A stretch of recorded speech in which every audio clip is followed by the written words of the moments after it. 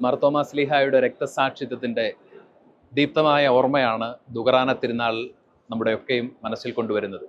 ഭാരതത്തിൻ്റെ ശ്ലീഹായും വിശ്വാസത്തിൽ ജനകോടികളെ മിശിഹായിലേക്ക് ജനിപ്പിച്ചവനുമായ തോമാ ശ്ലീഹായുടെ വിശ്വാസ തീക്ഷ്ണത ഈ ദുകറാന തിരുനാളിൽ എല്ലാവർക്കും സ്നേഹപൂർവ്വം ആശംസിക്കുകയാണ്. സീറോ മലബാർ സഭ ഈ ദുകറാന തിരുനാൾ സഭാദിനമായിട്ടും കൂടി ആചരിക്കുന്നു. ലോകമെങ്ങും എല്ലാ ഭൂഖണ്ഡങ്ങളിലും പരന്നു കിടക്കുന്ന സീറോ മലബാർ വിശ്വാസികളുടെ ആസ്ഥാന കേന്ദ്രം എന്ന നിലയിൽ കാക്കനാട് മൗണ്ട് സെൻറ്റ് തോമസിൽ ദുകറാന തിരുനാളിനോടനുബന്ധിച്ച് എല്ലാ വർഷവും അഭിവന്ധ്യ മേജർ ആർച്ച് ബിഷപ്പിൻ്റെ മുഖ്യ കാർമ്മികത്വത്തിലുള്ള പരിശുദ്ധ കുർബാനയും തുടർന്ന് പൊതുസമ്മേളനവും നടക്കുന്നു.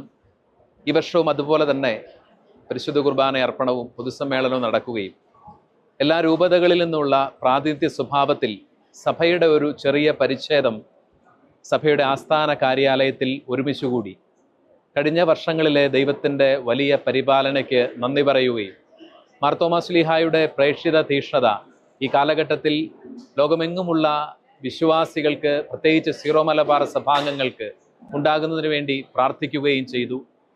സഭയും സമുദായവും ഒരു കൂട്ടായ്മയിലും ഐക്യത്തിലും മുന്നോട്ട് പോവുകയും ലോകത്തിന് മുഴുവൻ മാതൃകയാവുന്ന രീതിയിൽ ക്രിസ്തീയ സ്നേഹത്തിൻ്റെയും പങ്കുവയ്പ്പിൻ്റെയും സാക്ഷ്യത്തിൻ്റെയും ജീവിതം നയിക്കേണ്ടതിൻ്റെ വലിയ സാങ്കത്യത്തെ ഇന്നത്തെ ദിവസം സീറോ മലബാർ സഭയുടെ പിതാവും തലവനുമായ major archbishop Mar Raphael Thattil പിതാവ് എല്ലാവരെയും ഉദ്ബോധിപ്പിക്കുകയും ചെയ്തിട്ടുണ്ട്.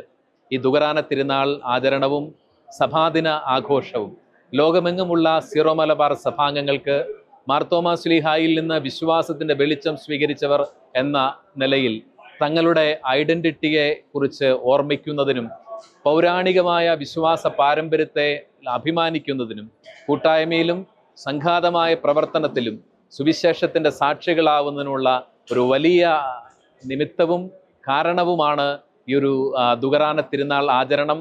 അങ്ങനെ ആവട്ടെ എന്ന് സ്നേഹപൂർവ്വം ആഗ്രഹിക്കുകയും പ്രാർത്ഥിക്കുകയും ചെയ്യുന്നു.